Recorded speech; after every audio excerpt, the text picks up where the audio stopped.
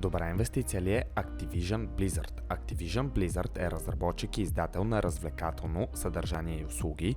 Компанията разработва и разпространява съдържание и услуги за конзоли, за видеоигри, компютри и мобилни устройства. След като достигна исторически връх от малко над $100 през лятото на миналата година, акцията на компанията се срина с повече от 40% преди да стане публично ясно, че Microsoft иска да придобие компанията. Това изстреля цената, която в момента е около $80. Трябва да споменем, че офертата на Microsoft е доста по-скъпа от моментната цена, защото има риск от това сделката да пропадне заради регулации. Ако все пак бъде факт, акцията може да достигне нови върхове.